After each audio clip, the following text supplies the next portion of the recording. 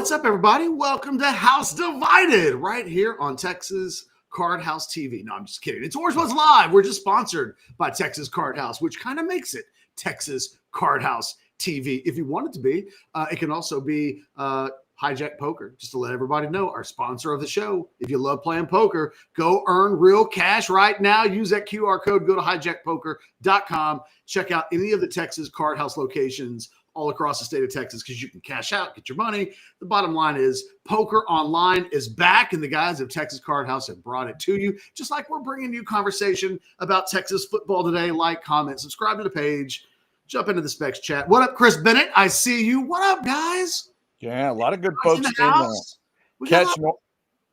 Catch, normally we get a hook'em emoji and a certain flag from Uncle Mickey. I got to think this smiley face emoji has something to do with hockey. Congrats, Uncle Mickey, north of the border. I got a feeling that has something to do with an overtime goal. Man, Canada did it to the USA again, and Uncle Mickey's happy. So a lot of folks jumping in already. Look at this. We got popcorn and a hook'em emoji from Longhorn Football Edits. Ready to go.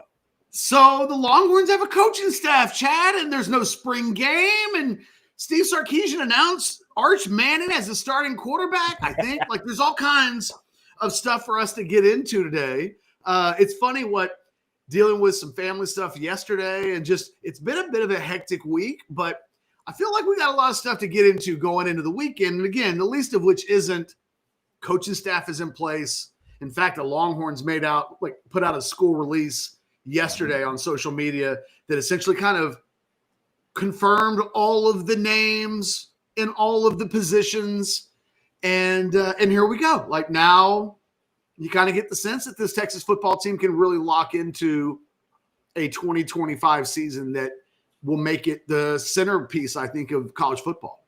Yeah, and I think, eventually we'll get to kind of I'm not going to say shell game. That's not the right way to say it, but a little bit of a rearrangement, as you mentioned, that they put out yesterday, some promotions, maybe reapplications, or the job description changes a little bit. We'll get into some of that because a couple of the details to me are very Texas. There's a wonderful, Longhorn, blue blood, badass quality to a little bit of it. But first up, and real quick, Chad, I think one of the real interesting things about what Texas is doing, and when you look at the names that they've added to the program from a support standpoint, like, Texas is being Texas. They're leaning into, okay, there's no rules with regards to the number of coaches we can have. Cool. Let's get an edge and a nickel, and you start specializing even more so. It's not just a guy like Kenny Baker on the defensive line, that he'll have Alan Clark now with him. And so, it is, for all the discussion about NIL and college football and the direction that it's gone in, I feel like a lot of people aren't paying attention to how the sport has allowed schools like the Texases and the Alabamas and the Georgias, the real major schools, there's no limits. It's hire as many people as you want, do as much as you want. And the Longhorns look like an NFL franchise as far as I can tell. They've got more than a dozen coaches on the field. They can't all go on the road in recruiting, and they all have – I was going to say, that has stayed the same, right? There's still that number of 10. Only 10 can go to a living room. But they can coach on the field now. Right. And it used to be you would hire some of these guys, and it was like, well, Gary Patterson's one of your analysts, but he's not allowed to be on the field doing certain things. Like, all of those kind of restrictions are out the windows now. So, the question was, what a guy like Nick Saban would do at Alabama. What would Steve Sarkeesian do at Texas? And I think we're starting to get our answers. Plus, and I think we have talked about this in the last 2 weeks, I think we got a much better idea of what Steve Sarkeesian looks for when he's making a hire. And because you're kind of able to base that on things that we've seen in previous hires. And I think when we talk about more Orfe coming in, or whether or not you're talking about Chad Scott, the new running backs coach who was announced yesterday, you're talking about guys with profiles that make sense for what we know that Steve Sarkeesian likes. And now, the question I guess I have is, is this the group to win you a national championship? And did anything change? Does changing your cornerbacks coach or your running backs coach, or adding an edge coach and a nickels coach and some of the player personnel staff. Like, does it matter? Or does the only thing that matter is whether or not your quarterback is great or your defense is great or you have big physical guys playing defensive tackle up front? Like, I don't know. You know what I mean? Like, sometimes we'll make a big deal out of this stuff. And I wonder, is it because it's Friday and it just happened? Or is all of this stuff really paramount to what we'll eventually be talking about in the fall? Yeah, I mean, obviously it's a huge thing getting the coaching staff set. And now as we're, like we titled the show, is how good ultimately is this staff? So for you, Ketch, as we start out, do you want to take it kind of as a whole and look at these sort of rearrangements and how everything looks from a distance? Do you want to focus in on Scott first and then kind of work your way around? How does your brain process it? You haven't been on every single show this week. So I haven't been on any shows, it doesn't feel like. I definitely want to give you the chance to talk about Chad Scott if you want to, but where do you start with this whole discussion? I think I start with Sark first, in that, I was talking to somebody yesterday, and I had this in the war room. It was one of my war room notes, and not one person. And maybe it's because the war room on Orange Bloods was really good last night. Like, if you're not on Orange Bloods and you've always wondered, in fact, I'll let you go over to Orange Bloods right now. You can click on the war room and you can read it for free. We do it every week. Knock yourself out. One of the notes I had in there is I was talking to a source of mine, and he was talking about the hire of Chad Scott and Orfe for that matter. And he was just saying that, and I don't want to give the name. I don't think this one is too difficult to figure out. I think that there's the idea of a rock star choice and what Steve Sarkeesian does. And we had this conversation actually on the last show that we did, right? It's the concept of, is it better to just flash the cash, go spend whatever it takes and hire an all-star staff, right? It's like every guy that we have is in the top 3 at his position in the country. We treat our coaching staff like we treat our players. We want only 5 stars. Or, because I think that's how most fans want programs like Texas, Alabama, Georgia, Michigan, Ohio State. That's how they want them to act. Steve Sarkeesian has done that. In fact, in talking to a source yesterday, I think there was a sense that this is a guy that knows Sarkeesian on some level and has known him since Sarkeesian showed up in Austin.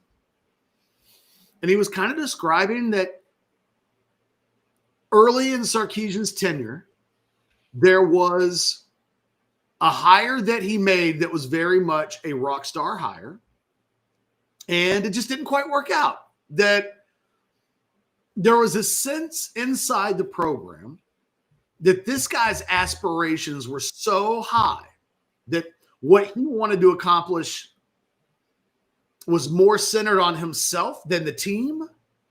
And like, I don't have an issue with that to some degree, right? Like, if Chad is like, look, my goal is to host a nationally syndicated show on ESPN radio one day, and like, this is a means to an end, then I can't be mad if he's told me that. And then I find out in a few weeks, Chad interviewed with ESPN. Like, you know what you're getting a lot of times when you make these hires. For instance, Sark doesn't hire Tashard Choice without knowing that Tashard Choice wants to be a head coach one day, that he has those kinds of aspirations. The distinction, though, that I was told from the source yesterday that I was talking about is that Sark wants guys that want to be head coaches, but he doesn't want guys who want to be head coaches in the middle of the season while they're trying to win a national championship. And I think there's a sense that when the season is over or when job opportunities present themselves, that like Sark will do whatever he can to help his guys get the jobs that they want. But I think there's a sense that like he doesn't necessarily want his coaching staff on November 1st to be thinking about the coaching market on January 1st. And, it's hard to make a guy, you can say in a job interview, cool, you got it. I'm all yours until January 1st or beyond. Maybe I'm all yours till January 15th, and I'll never think about another job. But you got to be able to convince Sark that you mean it. And you got to be able to convince Sark that you're going to play your role, that if you're going to be a position coach, that you're going to be okay with that, that, if you've come from another school and you've been a coordinator and now you're not, like, everything's got to flow together. And I was told that in one of the hires that he had made early in the tenure at Texas, it didn't quite work out the way that I think they thought it would on paper when the hire was made. And I think that that's impacted the way that Sarkeesian has hired moving forward. He wants ambitious guys. And I think you can see that on this staff. I think Mark Orfe is probably a guy that has high aspirations. He's made quite an ascent. If you think about it, in the last 3 years, this is a guy that's gone from analyst at Alabama to defensive backs coach at Rutgers to defensive backs coach, cornerbacks coach at Texas. That's an amazing ascent in 3-4 seasons. My guess is he didn't arrive in Austin saying to himself, I'm actually okay if I just never get another job again in my entire life. Let's be here forever. So I think as the years go by, the Sark thing stands out to me because this will happen again next year, Chad. And when people tell us, who's your top 3? Who do you want him to go get? Give me a top 5 list of running backs coaches. He hasn't made a hire in the last couple of years that would have been on anybody's top 10 or 15. No. Now, that might be different for a guy like Chad Scott. But he hires Mark Orfe from Rutgers. Nobody who would have asked me to put together a top 5 or top 10 or whatever, nobody would have had Orfe on it. But Sarkeesian has a way of doing this. And I think as we sit here on a Friday and look at the makeup of this staff, I think we get a little bit more knowledge with every year that passes, like what Sarkeesian wants. And I think this is why the question of, is this his best staff? Is this the staff to get it done? I think all of these questions, the most optimistic thing that I would say to a Longhorn fan, and Barbs, we see your super chat. We'll get to that in just a second. Actually, it looks like, do we have multiple super chats? Have I just been filibustering, Chad? I believe there is one. We got one super chat. Those other couples are just some chats I grabbed, but we have one super chat. But I think that, look, when Texas hired Steve Sarkeesian, he wasn't an elite coach. That's fair, right? He was not an elite head coach when they hired him.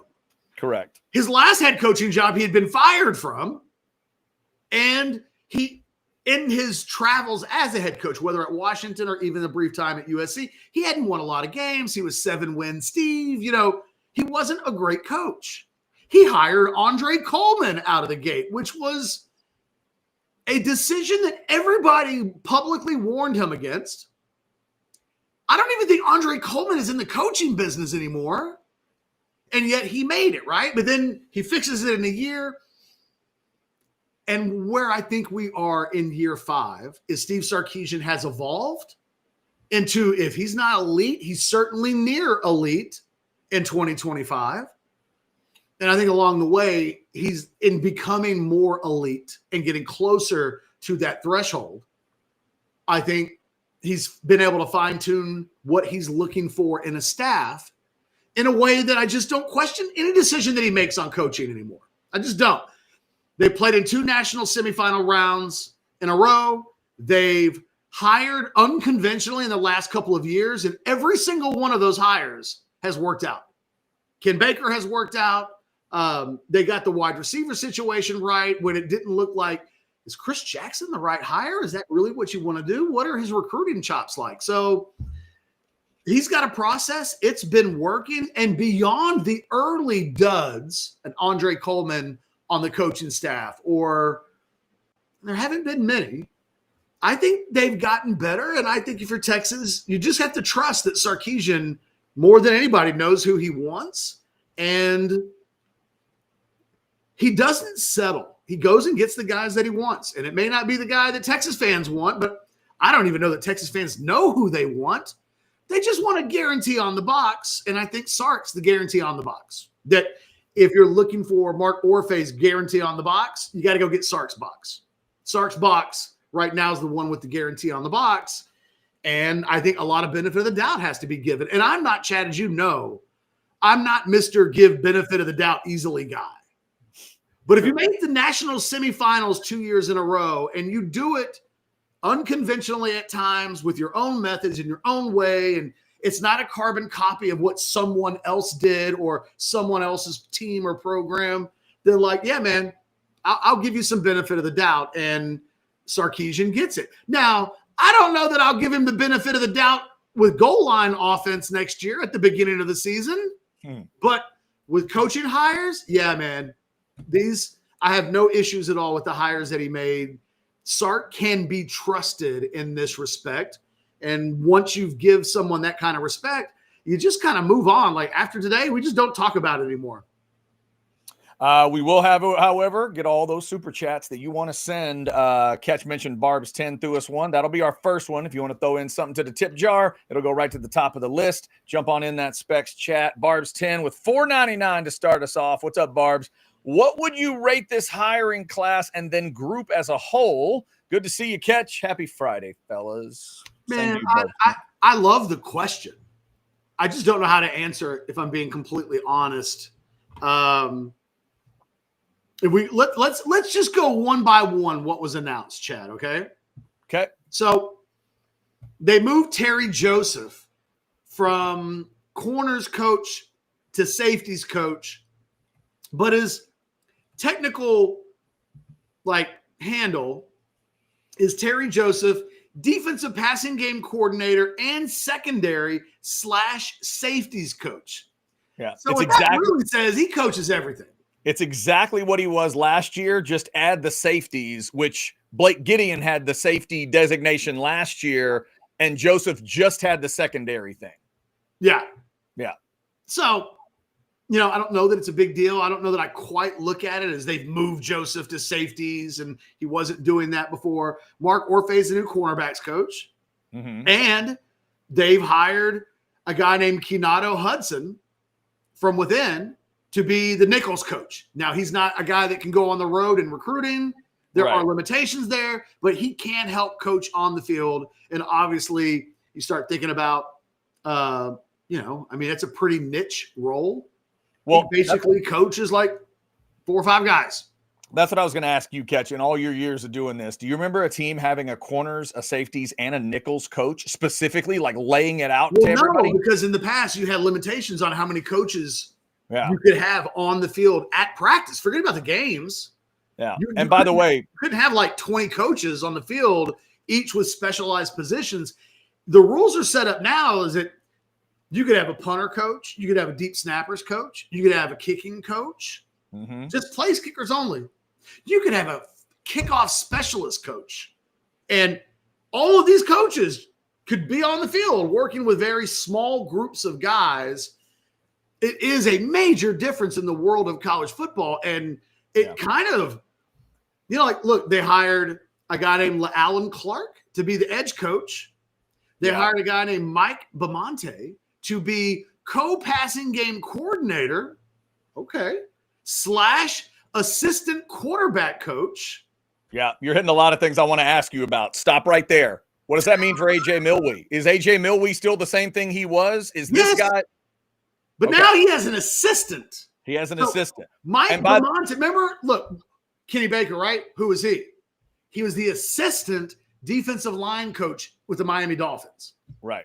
Mike Bamonte, now he gets to be co-passing game coordinator, which is a nice little title, right?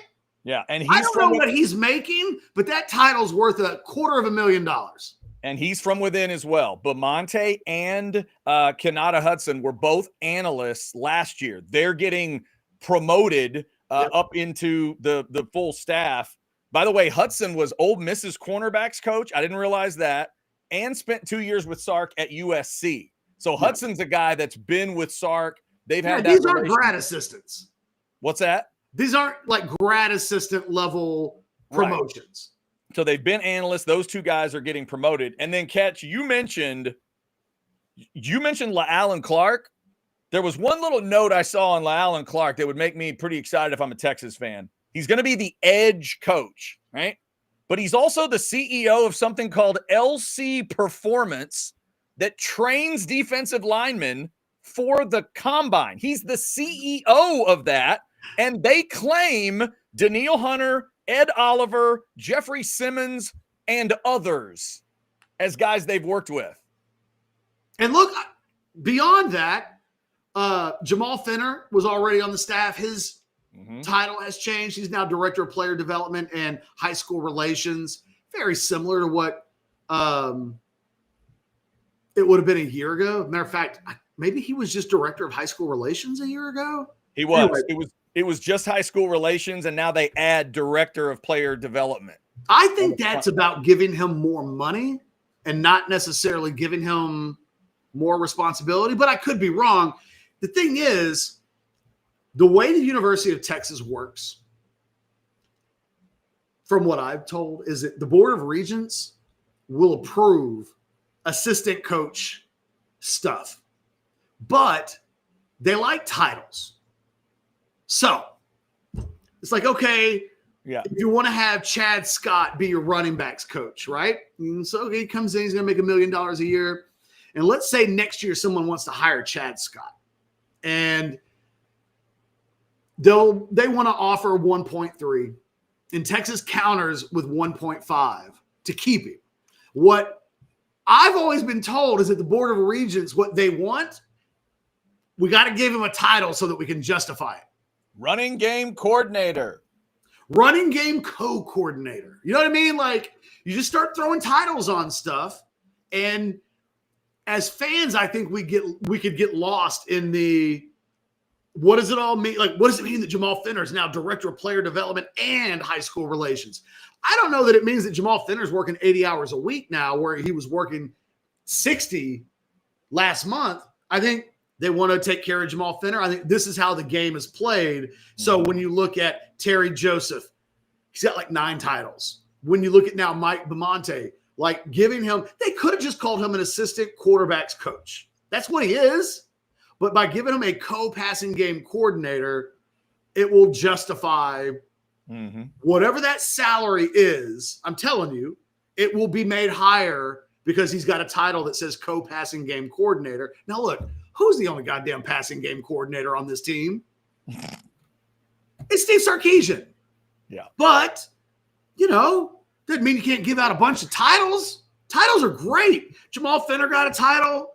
Now, and look, maybe the most significant hire that was made was a guy named Aaron Joe, the director of scouting, who comes from Georgia Tech, had a big reputation of doing a really good job there. His reputation inside the industry continues to grow.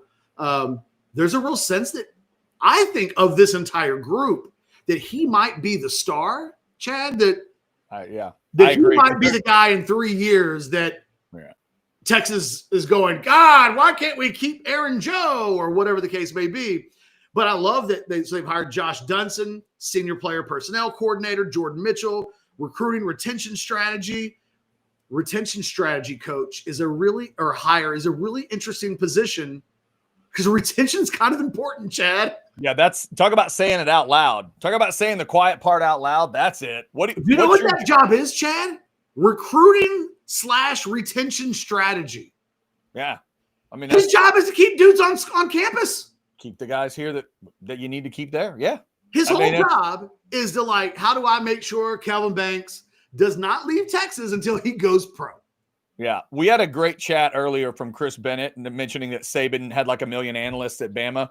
CB, I think it's great to bring it up. Catch mentioned Saban's name earlier. Catch, back in the day when this thing all got started, where the unlimited analyst thing existed and only Saban seemed to know about it, Texas and others were way behind. Yep. Way behind. At one point, I'll never forget this moment when it was we look it up and Bama's got 28 analysts and Texas A&M combined with none. And I was like, part of the problem with that was that Charlie Strong didn't want to have a big staff. Right. But now because they wanted to give him all of that. Yeah. And then Herman showed up And Herman was about, hey, give me some toys. I'll take a big staff. But then when Sark showed up, Sark instinctively likes a smaller staff. Because what I've always been told about Sark, he's not the most trustworthy guy in the world. Trustworthy or trusting? Trusting, sorry. I meant trustworthy of other people. That he doesn't like loose lips. He doesn't like a big staff because the smaller and tighter the group is, the more control you can have. And so he keeps a small inner circle.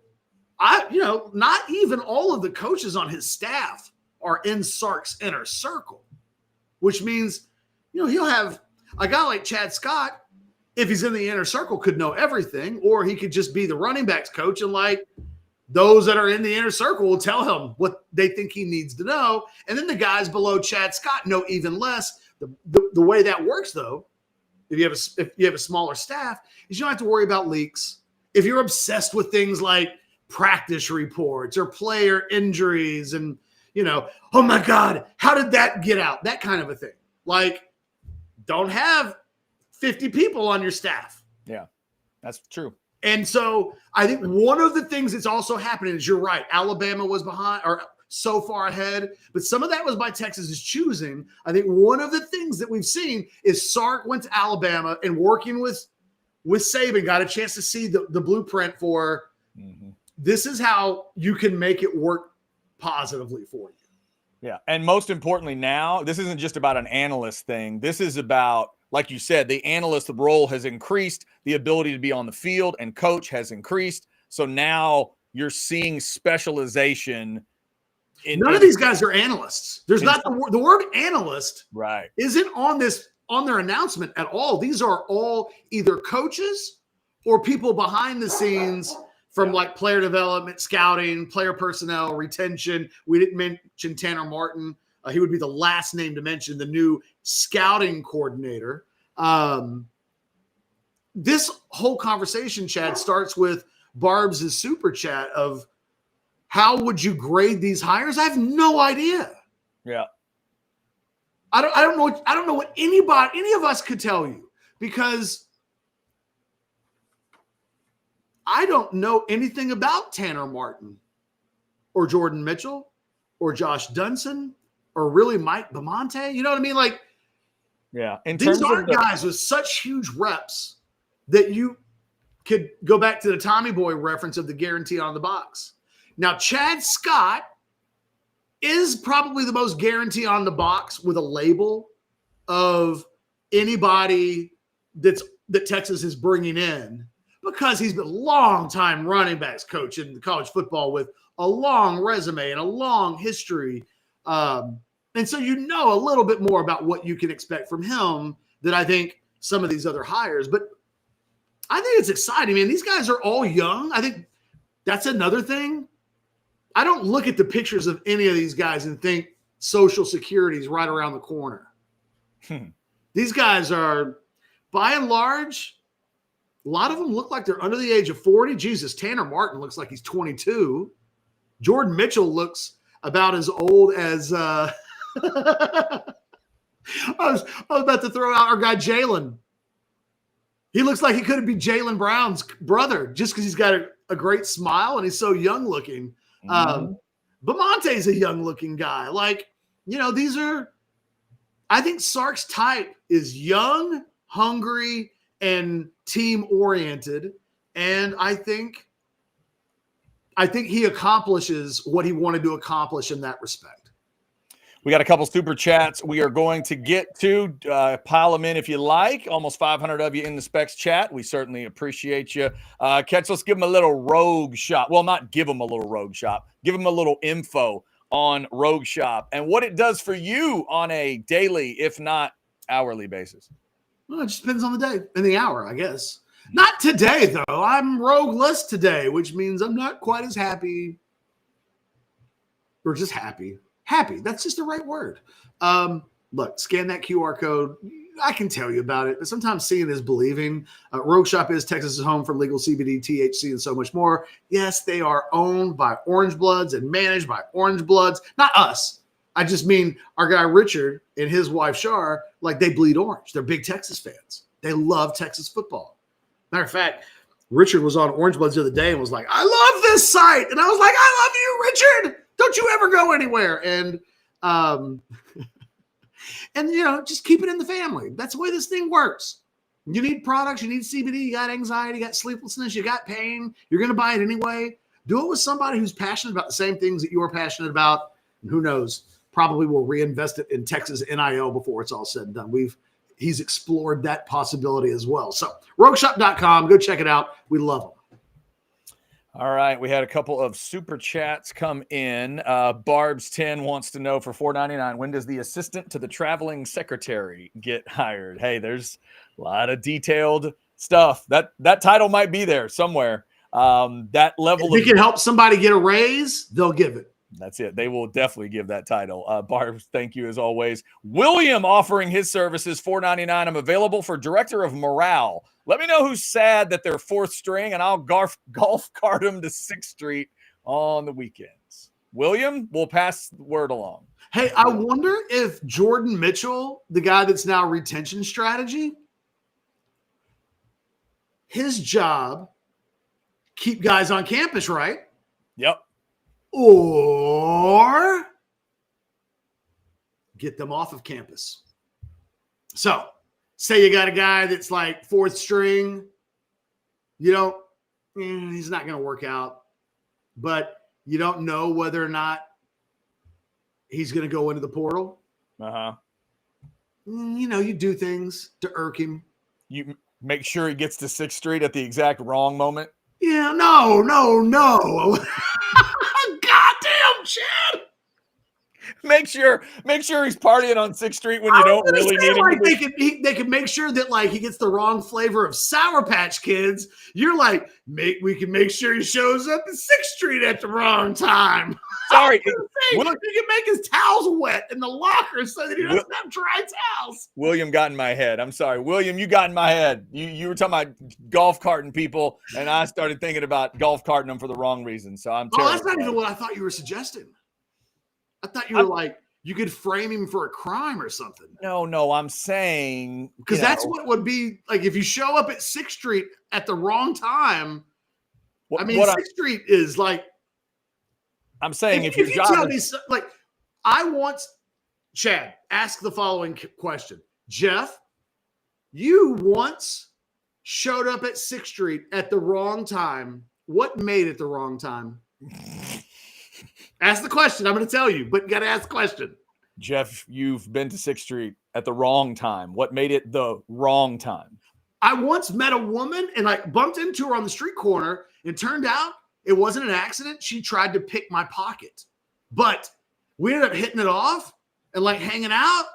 And then later she tried to extort me for money and it worked. I gave her a couple $100 to just go away after she threatened to have me killed. So when you say the word 6th Street, wrong timing, you'll have to forgive me if I'm like, Jesus, Chad, what are you trying to do to somebody? I got you. Yeah, you weren't the only one. Somebody says, Chad, this isn't Georgia. No. Chad wants them drunk, jailed, and gone. That is not what I was saying, William. That is not what I was saying. Not what I was saying at. Oh, I was literally about to say the words, you can make sure their towels are wet in their locker. Chad's setting them up on 6th Street. I'm just saying, if there's like a group of players that you are retaining, you don't let them know that there are drink specials available that night. And if there's one that you're thinking, you could let him know. Just saying. It's like dollar Long Island's who did the dollar Long Island's back in the day? Oh, I can't remember. The library is where you could get dollar Long Island's. You send some of them to the library and some of them to the library. You know what I'm saying? And depending on how that goes, that's what the retention strategist figures out. Yeah, because which library are you sending them to? Because deep down, when you ask the retention strategist into his 2nd and 3rd year at the job, it's like, so is your job all about retention? Nope. My job is not all about retention. My job is about retention management. And that is a very different thing. All right, we did get this super chat from Matt, one of our favorites. Matt with the old hook 'em emoji, $5. Buy or sell, now that we're in the SEC and how huge of an athletics program Texas is, it's time to have a gymnastics program. Huh. Matt, I don't disagree with you. I'd buy that. But these schools are not about adding programs right now. Let me tell you why. They could, but if they do that, it reveals them to be liars about this constant state of woe is us in college athletics. Did you see Oklahoma? I think this past week, reported $206 million of revenue, Chad. It's a record. And it wasn't like, remember when A&M was number one that year, but a lot of it was fundraising for the stadium and everything. And so sometimes on the yearly revenue thing, you just got to ask questions like, was there a big stadium? Like what was that about? I was like, no, they're in the SEC. There's more money, $206 million. And guess what Oklahoma would have you believe? It's just a poor little orphan who needs some porridge in our bowl. Can you pour me some porridge, please? I'm just a little poor man with $206 million of operating revenue, and I can't get porridge. That's Oklahoma. Yeah. They're porridge boys. And how do you spend that much money? It takes real effort. Rivals, a lot of people don't know this, Chad. I have worked for rivals.com twice. That there was a gap. Because in 1999 through 2001, early 2001, Rivals went through $200 million of venture capital and then went bankrupt. Do you know how you go through $200 million of venture capital? It takes real dedication and determination. You don't have a retention specialist? You have a hooker specialist and a Vegas gambling specialist. And how come all of the meetings are in casinos in Vegas? That type of deal. Okay. And so like it happens. It does happen. And I think so we're not going to see this and we might see it in like 10 years. Let the dust settle. Let all these schools that are trying to convince everybody how poor they are and that they're not just mismanaging their budget. Trust me, I know about mismanaging the budget. I do it. I've done it. Sometimes it's just irresponsibility. And then you make excuses for it. So, I wish we could say that there would be gymnastics coming, but that goes against the scare techniques that are popular right now, which is if you guys don't give us more money, we're going to start canceling programs because we're so poor. But, they got hundreds of people making tons of money on campus.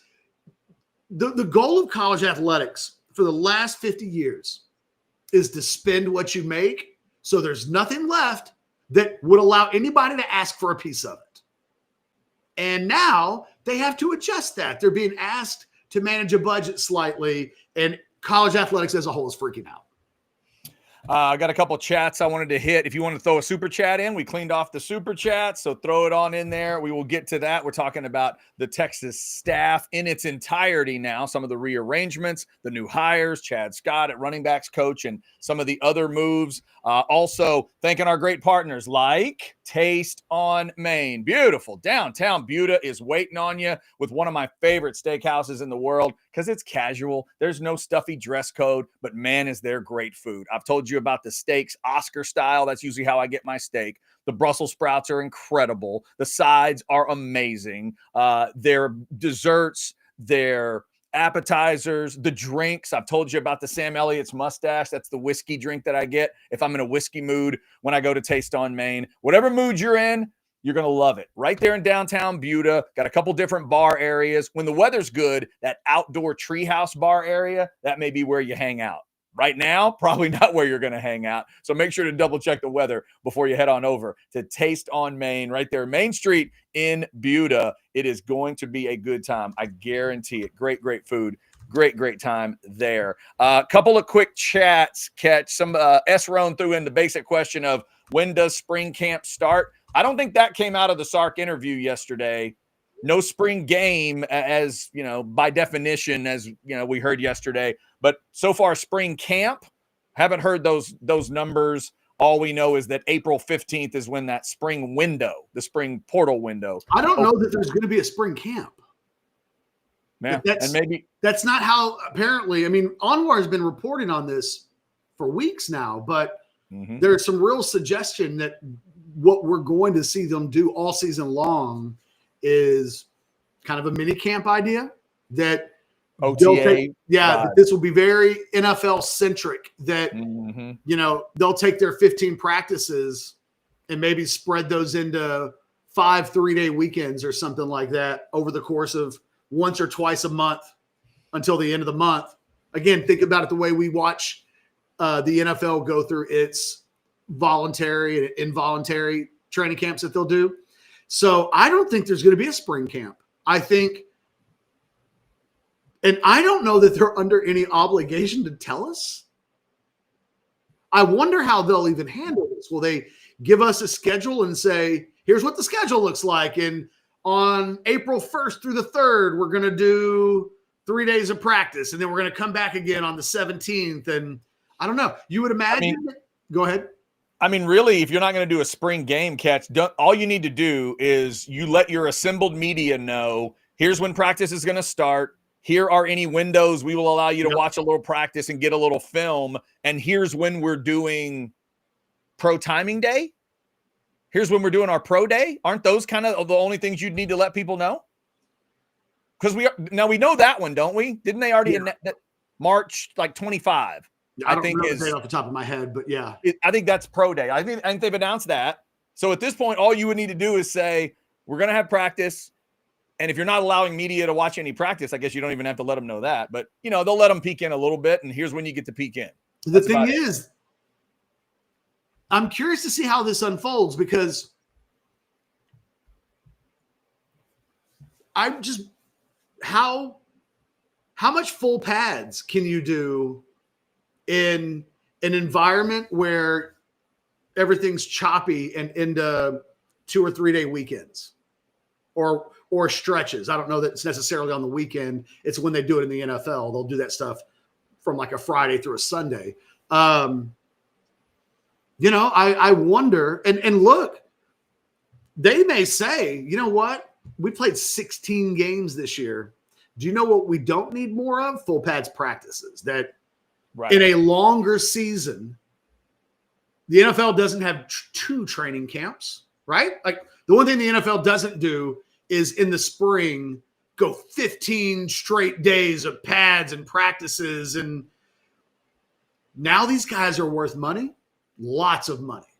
Now, maybe the football won't be as good, Chad, or maybe it will. But I think it's going to be about availability of your players. And that one of the elephants in the room with spring football that I think football traditionalists wouldn't want to hear, because, you know, it's like spring football, got to have it. What do you mean it's not going to be spring football? What do you mean? How can you win a championship without spring football? Haven't you heard, Chad? The 2 biggest sports in Texas are football and spring football, with a little bit of football recruiting sprinkled in. So you can't afford to lose guys. These NIL departments cannot afford to say, all right, we got this guy in the portal for $800,000. He's a 4-month rental for us. And then whoops, there it goes. Yeah. ACL injury. Like, I really think that there's just a lot of conversations that are taking place right now about what are our priorities. And I think one of the biggest priorities got to be availability. And I think in the past, it might have been like, we got to make sure we can tackle well. It's like, well, that's a good priority. And you know what? Tackling in America is Oh, you almost did it. Well done. That's a good try. You got stuck right in the middle of it. How dare you? Well, I was going to say it was a pandemic instead of an epidemic. It's not a pandemic. It's an epidemic. Real problem. Tackling in America. People can't do it. Can't wrap up. But seriously, like, I think when we think of spring football, we think of it for those types of reasons. And I don't know that I've ever had anybody ask the question, Chad, is spring football the best way to get your football team best prepared for this? No, it's a fantastic question. And somebody has a great question off of the running backs coach. I want you to get to it. But before we do that, just give me your thoughts on this. If you were, I'm going to give you 4 teams. If you were Bama, Georgia, Oklahoma, and Texas A&M, if you hear that announcement yesterday about Sark says there's no spring game, what would you do? Would you follow suit, or would you say, let's put something on television if they're not going to do it? Which way would you go? If I was Texas A&M, I would go out of my way to hold my spring game at night because there's no interference with anybody else. You can do whatever you want to. Everybody's canceling their spring games. So you don't have to worry about like, well, Texas is doing their spring game on this date, and so-and-so is doing their spring game. And then ESPN's got all these schedules. I do it like 7 o'clock on a Saturday night, and I would make an effort to fill the entire stadium. And I would put together a recruiting event that Texas is like waving the white flag that they're not going to do. You're not going to have a spring game. If you're Texas, you'd never be able to put 85,000 or 100,000 or even 50,000 in for a spring game. And A&M hasn't really done that lately either, if I'm not mistaken. But if I were Texas A&M, knowing I would make a real effort to go to my fan base. I would make sure the Doc Hastings of the world know Texas has canceled their spring game. We are not, and we want to have the biggest spring game recruiting event / extravaganza that the state has ever seen. And I would go out of my way to make it massive. Because if you're Texas A&M, there really aren't many things that you have that Texas doesn't have. And in fact, Texas has some advantages over Texas A&M that are kind of uncontrollable. State track meet, Texas relays, state basketball tournament. You have all these reasons that lead people to Austin that get kids on campus. Texas, a couple of times in March and April, are going to get people on campus because they were already on campus because of track meets and things like that. So, like if you're Texas, you don't need this spring game, I think, as badly in terms of a reason to get people to come to the campus like some other schools do. Because one of the things that it hurts Texas from a spring game standpoint in the past is that guys oftentimes have come to town for a practice, a track meet, relays, whatever, or they're going to.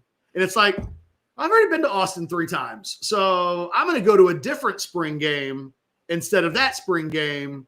I've already been to Austin like 10 times in the last 12 months. So I don't know. Like I said, I told you this a couple of weeks ago when we first started talking about this, that I didn't have it in me to care about the loss of a spring game. In part, I think because you and I are having some of these questions now where it's like, I have never had a football discussion where I've asked somebody, hey, is spring football the best way a college football team can get ready for a season? Because if it is, why doesn't the NFL have 2 training camps? Or why, if that was genuinely the best way to do it, then why doesn't the NFL do 2 training camps? Or why don't they go full pads for a week in April? Why? Yeah, it's a good question. By the way, for the record, as I mentioned on yesterday's show, Oklahoma, Bama, and Georgia on April 12th are going to have a spring game, and A&M confirmed yesterday on the 19th they are going to have a spring game. So, and Oregon on the 26th, I believe. The big names that aren't, obviously Texas, USC, Nebraska, and there's somebody else. Florida State. Florida State's is construction, though. They're working on the stadium. We've seen that plenty of times where teams just can't do it. That's Florida State's reasoning. USC, Nebraska are both complaining about poaching, and Steve Sarkeesian obviously is talking about length of football team, length of the season, and but you know what? Everything that's going on. I would, if I'm going to take my media hat off, and I'm going to put a fan hat on. I would rather hear my coach talk about making tweaks like this for competitive reasons. Well, we think there might be a better way to do this.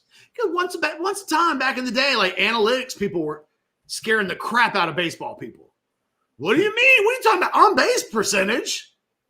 What's his batting average, right? That wasn't that long ago.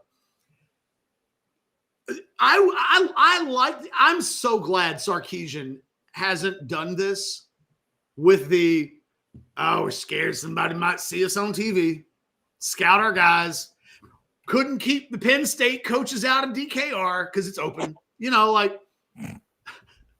like the idea that what you're hearing from Sark is we're exploring ways to optimize how we prepare for a season. That's all that matters. And they're talking, and he and the guy that took him out of the playoffs are discussing how many games they're playing. Catch. Like it's like in the NBA. Remember during the NBA's history, we would start talking about, you guys realize how many games Kobe Bryant's playing every year? How many games Michael Jordan plays every year? So in this case, it's Ryan Day and Sark saying, man, here's how many games we've played over the last 2 seasons. And you know what? Load management wasn't a thing in the NBA, right? Like Michael Jordan in the middle of the Bulls' last three-peat, he didn't miss a single regular season game or any game. Yeah, they didn't talk about that stuff. But you know what?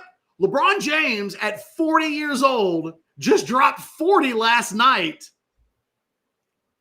And you know what's kind of gotten him there? Roster management of his body a little bit. Yeah, those questions may be. Yeah, I mean that's part of it. But that's, I mean, it would make total sense to me. I know it's not what some fans want to hear immediately, but it does make sense, and it's about figuring out what this version of college football needs. So I think it's going to be really interesting, Chad, to follow the big dogs now with this topic. Right. What Texas is suggesting, they're not saying we're not doing a spring game. And they're not right now not saying that we're not going to have spring workouts. That's not come out yet. I was going to say the second thing you said, I think, is more accurate. They're not saying they're going to have spring workouts. What has reported is that they are planning to go to an NFL model of like quarterback camps. That it's the discussion right now does not sound. And look, part of the problems with doing it the way they've done it in the past is spring break sometimes comes right in the middle, or you do it right after. And it's like, okay, well, we practiced for a week and a half, and now the kids are going to Cancun, and we've told them act responsibly, but guys come back with a boiler around their waist from drinking from like a week straight, and it takes a couple of days to get back into it. It doesn't have to be the old ways. I'm really fascinated to see what Sarkeesian does with this. And then what if they change the entire process and then they win a national championship? Or what if they don't? What if what if we get eliminated in the quarterfinals? Would we come out of this going, fucking Sark? Right. What if on the other side, if we'd had a spring game, we'd be in the semifinals right now? What if Bama or Georgia or Oklahoma has a serious injury on April 12th? What's the discussion? What if Ohio State doesn't? They're going to adjust. They're doing something, but they're calling it a spring showcase. What if they don't have any injuries and the dogs do? It's going to get nutty. It's kind of impossible not to go through an entire spring without losing somebody. Right. It happens. And then you say things like, 7 days into camp, you'll go, well, it's kind of cliche, right? We do a show like this. We've done radio forever. It sounds like this. 7 days into camp, no major injuries. You know what? That's the best thing that's happened to this team so far. No injuries. And Chad, as soon as you say that, what happens? Easily within 18 hours, there's an injury. Well, and then the other thing is somebody will message us and blame us. Oh, yeah. And then it's your fault, of course. You said it, Chad. Then you officially jinx them. You spoke it into existence as opposed to, it's a sport where they just collide into each other. Yeah, it happens. It happens. All right, Catch, I want you to get to this. Barbs, I promise you will get to your super chat, taking a shot at the Aggies. But I want Catch to get to this running backs thing before we get too far away from it. Michael had a great question earlier, Catch. Said, great war room. Love the note about Jaheim White. He would instantly be the best back on campus and the best since Jonathan Brooks. Wow. Sark needs to make that happen. Catch, are you hearing, I know the discussion has kind of turned to Jaheim White a little bit. Are you hearing anything that a new running backs coach could lead to a transfer portal running back in Jaheim White? Yeah, this probably could have been the lead of the show. Matter of fact, mental note, Wednesday, circle back around. We'll do a Jaheim White-led show because I think the conversation is going to exist. At West Virginia, they spoke a little too soon, potentially. The running backs coach, Chad Scott, got a lot of credit because Jaheim White was getting big NIL offers in average 5.7 yards per carry last year. Before this story happened with Scott, there was already a thought that they were going to lose him, correct? Yeah. And then when they didn't, Scott got a lot of the love, and it was like, well, this guy didn't take a bigger NIL deal. He didn't leave the program in part because he wants to play for Coach Scott. Well, Coach Scott is in Austin now. And if that was legitimately one of the reasons why that guy ended up staying at West Virginia, then in the spring, that guy may have a decision that he has to make, wants to make. And it could be like killing two birds with one stone, right? You get to, like, in your mind, if you were thinking, I'd like to take a step up, I'd like to go into the Big Ten or the SEC and test my mettle and see if I can still be an effective back. And I get to be with the running backs coach that I love. And we see this happen in college football all the time. Guys move around and follow their assistant coaches. I asked actually a couple of sources. We'll just leave it at that. About Jaheim White, no confirmation, no denial. I got on one of the texts, let me look at it. Let me make sure I verify the emoji that was used. Okay. Emoji verification. That's the next analyst that gets hired. What are those like double blue dashes? They're not are they exclamation mark? Or is it a footprint? What is that? I am not the person to ask. I am literally in the first couple years of emoji use in my life, so I can't tell you. Okay, it's a ha-ha. Oh, a ha-ha. Okay. But the H on my screen just looked like a dash. But now I can see it's a ha-ha. The ha-ha emoji. Okay, well, we got that solved. Again, no confirmation or denials. I reached out to a couple of different people. As it turns out, one gave me a ha-ha emoji. But I thought it could have been the praying hands too. I wasn't sure. Yeah, man, when we get to May, this will be one to watch. It will be.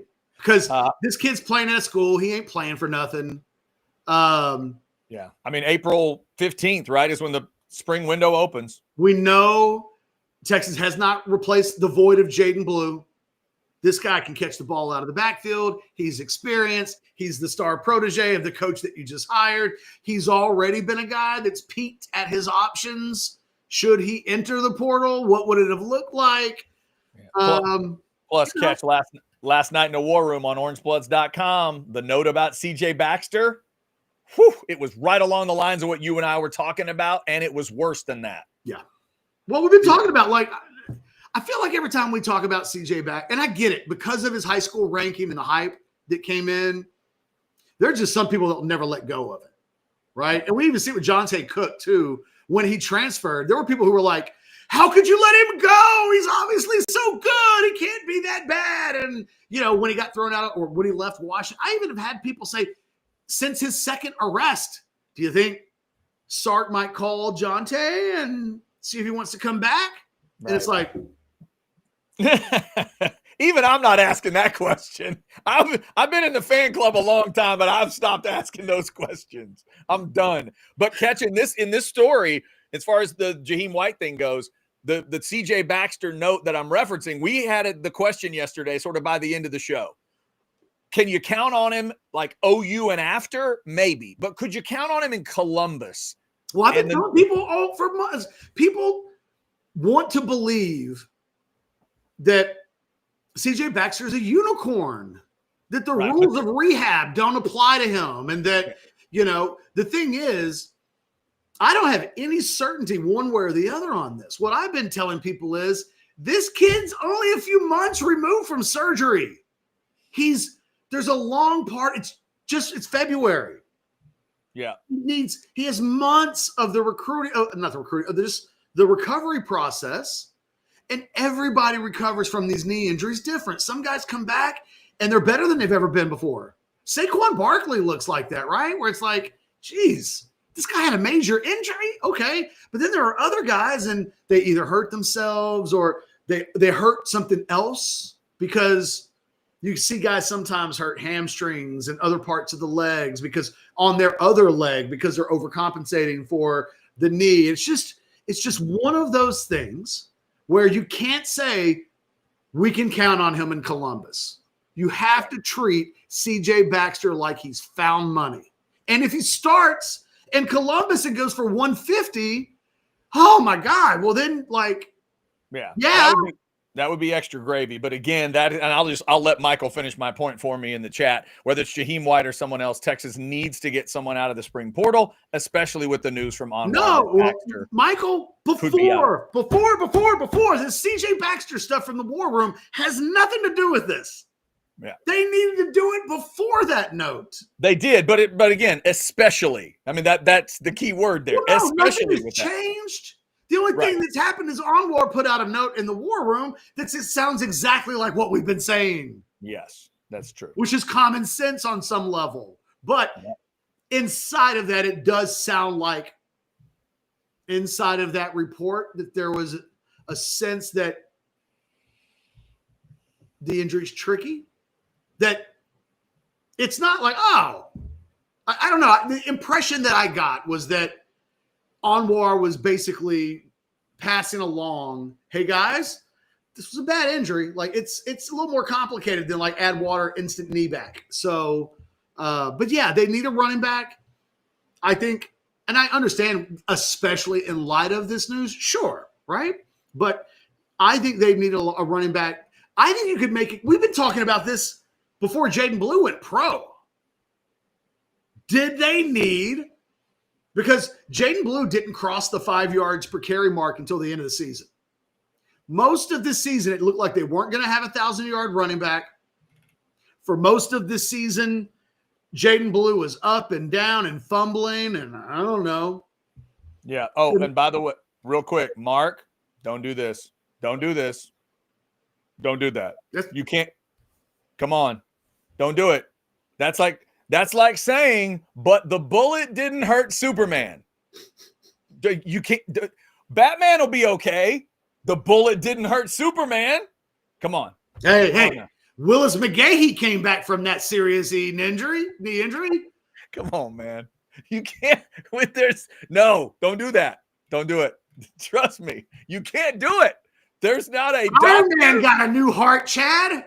There wasn't a doctor in the world that liked football that watched that next game and wasn't amazed. Not one. I guarantee you they were all drinking and screaming at like, what is happening? How is this No, don't make the Adrian Peterson comparison, please. Mark, the point that I will just continue to make, it's not the extremes on either side that need to steer the ship here.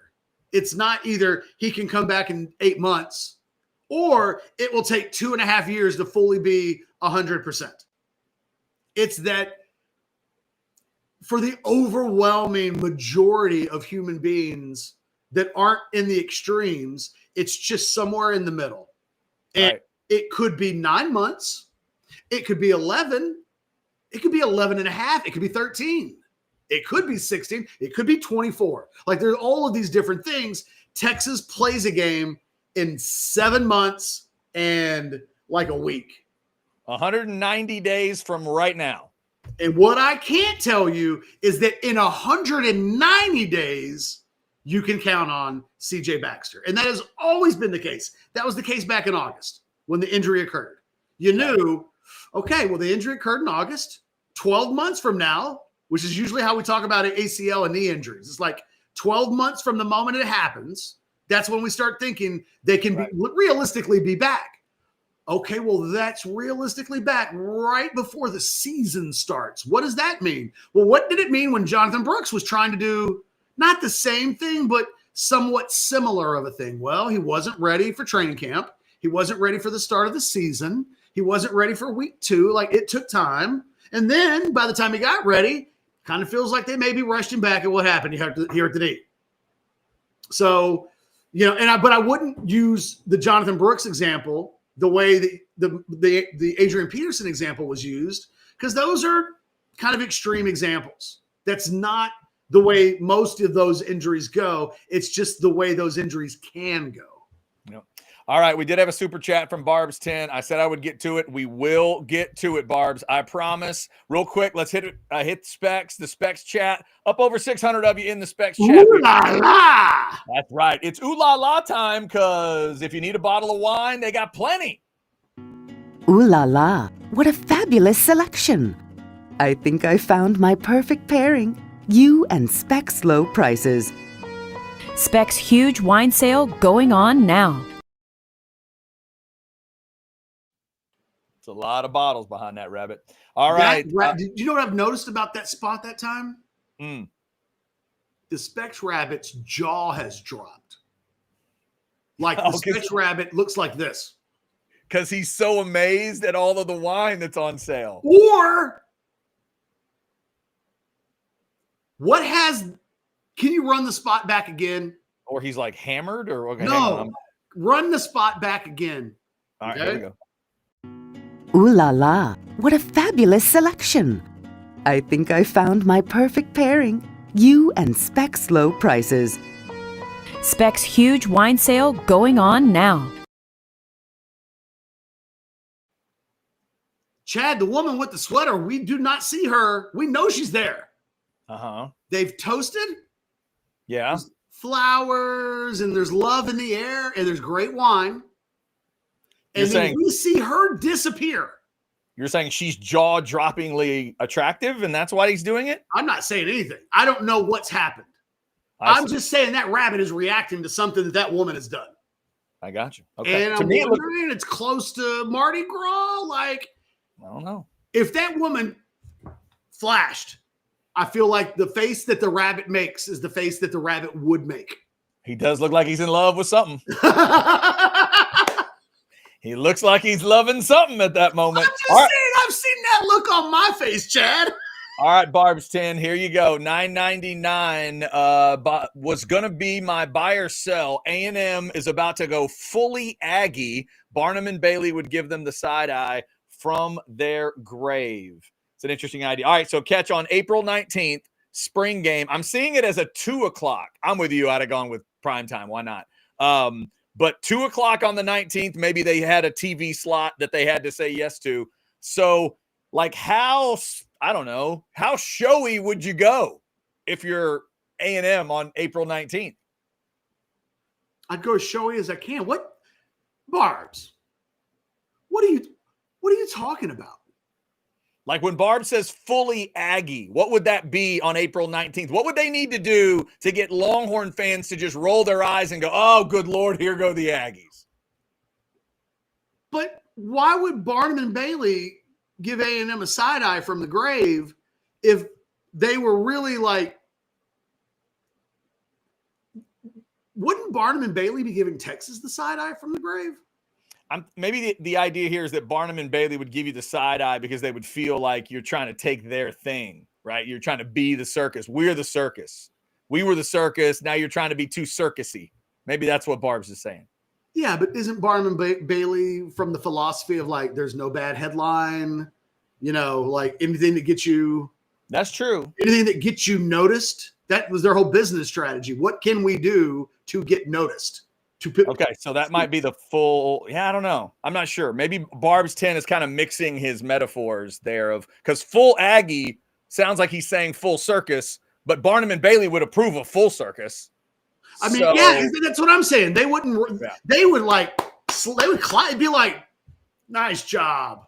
I would think if the Aggies had a bunch of trained animals and fireworks and all. They literally had elephants and lions and tigers at Kyle Field for the spring game.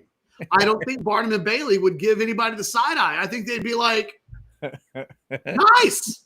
Why didn't we ever think of having a football game in the middle of a circus?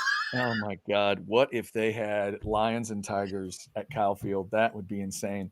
And what if a 5-star showed up and commits to A&M and says, why'd you commit to A&M? Wasn't the NIL money.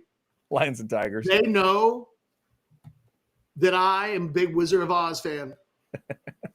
And they know that my favorite character is the lion. And they brought a lion to Kyle Field. Nobody else brought a lion to Kyle Field. Gig 'em. Why did you go? Why have you committed to A&M? My mom always wanted to pet a snow leopard. All right, sure. Is that any worse than any other reason we hear for cool. decisions being made?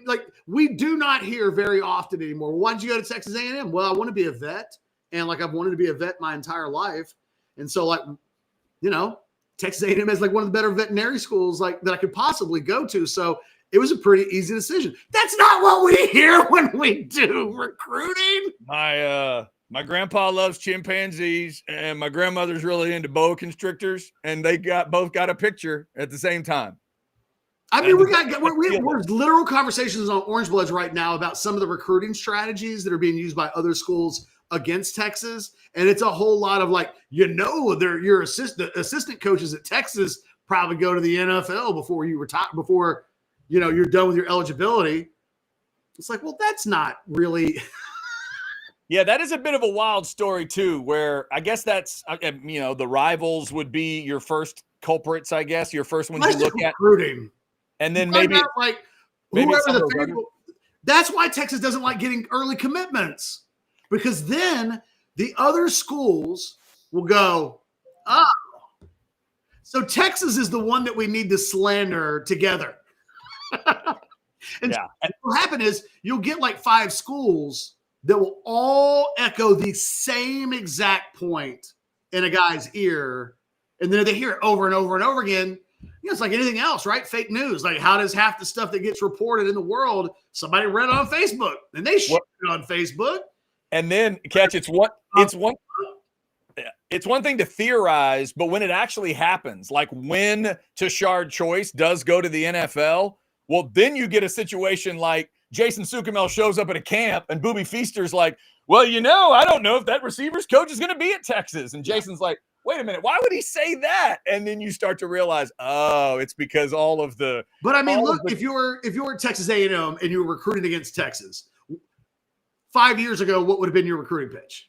The anti-Texas recruiting pitch. If it was because I call anti-recruiting and negative recruiting, I just call that recruiting. That's just recruiting, right? That's just recruiting. They call that Wednesday. What are these schools doing? Trashing Texas and trying to scare. They're recruiting. That's what it's called. That's what they do. They are recruiting all day. They do. Trust me. Yeah. If you don't think Bob Stoops pointed out Mac Brown's faux pas a few times in recruits, if you don't think he once said, well, if you want to win a championship, you come here. If you want to go play for Mac Brown and play in the Alamo Bowl, you go on ahead. Yeah. Catch, do you think Texas's rivals care a little bit more back then about how many Longhorns were headed to the combine than they do now? You think they mentioned that? Example, Chad. That's a great example. Right? Like 5 years ago, I bet you those hey, talk about how many Longhorns are going to the combine. I bet nobody in Norman or College Station or Athens is thinking that today. Hey. Remember, nothing on the No combine talk. No combine talk. No, don't even say the word. Matter of fact, we're not talking about the extended playoffs either. Don't do it.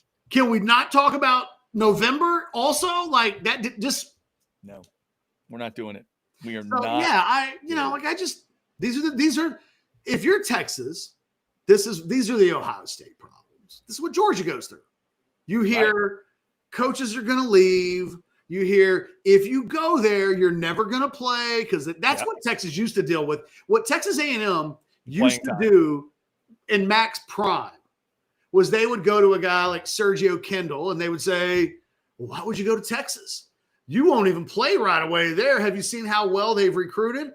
And 95% of the time, the kid thinks, wait, you don't think I'm good enough to play for them, but you think I am good enough to play for you. What is that saying about your program? It usually works in the opposite capacity that the intentions are there for, but it speaks to the grasping of straws from an anti-recruiting standpoint. Nope, they don't send guys to the NFL. That's a good negative recruiting strategy.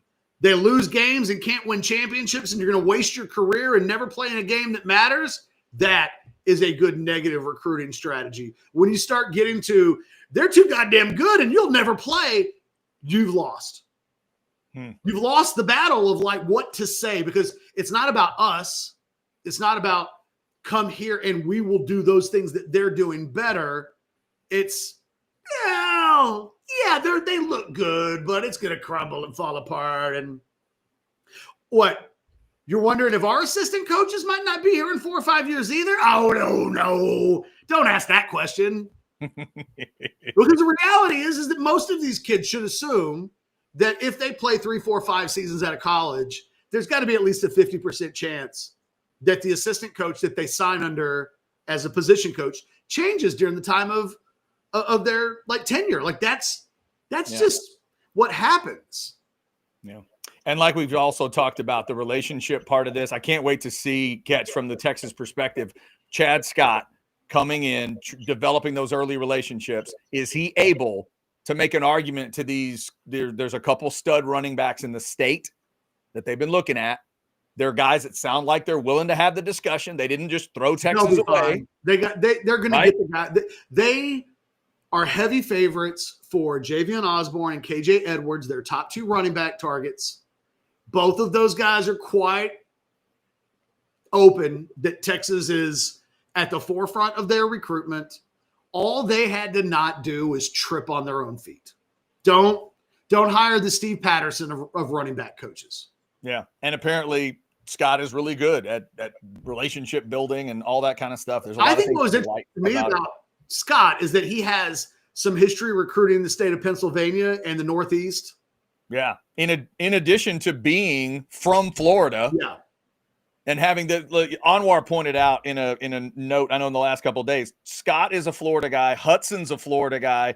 Aaron Joe is a Florida. Aaron Joe, to me, Catch, might check as many boxes as anybody could check. The dude is from Florida and went to high school in Florida. The dude spent a year helping recruit, like as the director of recruiting at Bama, and they had the #1 class. So you got the Bama thing checked. And he was in the state of Georgia, as we pointed out, with Georgia Tech. Like, what's not to love about Aaron Joe's resume? And I would say, like, we know that Texas isn't afraid to go into New Jersey. They have done that. Yeah.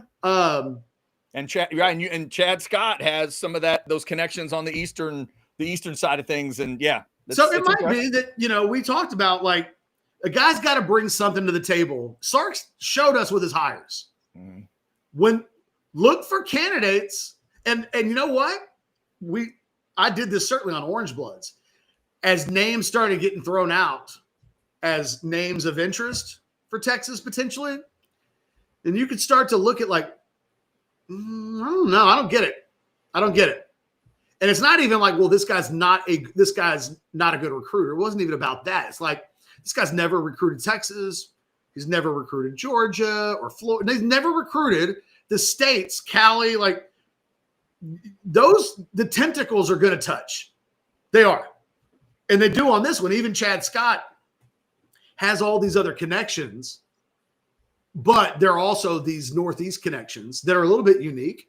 Brennan Marion had Northeast connections, and it didn't necessarily mean that suddenly Texas was in Western PA because that's what they were doing at Pitt or Penn State or wherever guys in the Northeast would be doing. But it's a possibility. Like, I'm just curious, because if you're Texas and you're recruiting the Northeast, what that really means, one guy. It means in the entire Northeast, can Texas land one super blue chip? If they can, it's not worth it. But if there are like 3 or 4 guys that you think you've got a fighting chance, then you do the fight. And if you can come away with that, like extending your reach a little bit, and putting yourself into a position to be in play for more dynamic top level prospects, then that's what you do. You don't go into Western PA with Chad Scott to get a 4-star national top 300 prospect. Like, right. You just go after the big on ones. Trees in this area. It's right. You're going after the big ones. And it's not, you're never going to sign 5 guys in a 25-man class from Pennsylvania or New Jersey. One. Can that guy go get you one? And you know what? Kenny Baker did that this year. He went and got one from Georgia. Yeah, it's true. It's true. There's a lot of good connections at the states that matter the most. No super chats right now. Catch. Anything else you want to hit on the coaching stuff before we buy or sell? Buy or sell. Let's go into the weekend. It's time. It's Friday.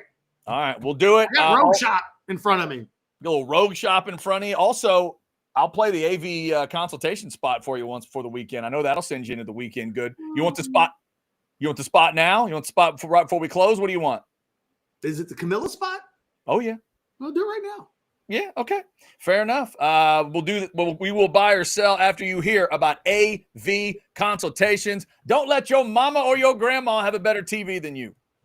Hi, this is Tom McKay, owner of Audiovisual Consultations. We've been providing custom electronic systems for Central Texas for more than 36 years. And Old man, I think they all know who you are and what your company does. This is Camilla McKay. The old man believes in big fun and big ideas. He can make dreams come true, so why not dream big? I've been up in Boston, but I know the old man and all his friends and fellow radio heads have been spreading the holiday spirit here in Texas. Why should we stop there? Keep spreading the good feelings all over. Audiovisual Consultations carries all major brands of televisions and stereo equipment at prices you can't find in stores. And you don't have to leave your house. Just like Santa, they deliver the gifts to you. Yeah, I like that, kid. Throw a party, hang out with your friends, catch a concert. That's all fun and good, but can we get back to the business? You can give us a call at 512-255-8678 or visit our website at avconsultations.com for some cool electronics. Oh, now you're forgetting something. And as always, hug your kids. We only pretend to be annoyed. Watch some games with Catch, sometimes you notice things about that spot. Are we certain that they only pretend to be annoyed? Some of them don't. So it depends. It depends. I just noticed that she called, this is coming from a father of a daughter as well, and they love to do this. She called him old man twice in the first 10 seconds and calls him old man 3 times. Camilla, we get it. All right? He's old. He's your dad, and he's how old. old is he? Because it's funny you're bringing this up, Chad. I heard her say that, and I thought, God, man, I'm 48. Am I old too? I mean, like, how old is he? Come on, like, if she met us, would she call us old men? She might. She might do it. She might do it. It could just be, it's that saying. It's the name, the old man. That's what you call your dad. But once it happens 3 times, I don't know. That's the first words out of her mouth. Old man. Like, whoa, easy now. Check out AV Consultations. Make sure you get that badass TV you've always wanted. All right, Catch, you want to go first or second buying and selling today? Oh, I don't even have my questions ready. You go first. Okie dokie. Let's go right back to this coaching discussion. Buy or sell number 1. You'll give Sark an A for the Chad Scott hire. Right on brand.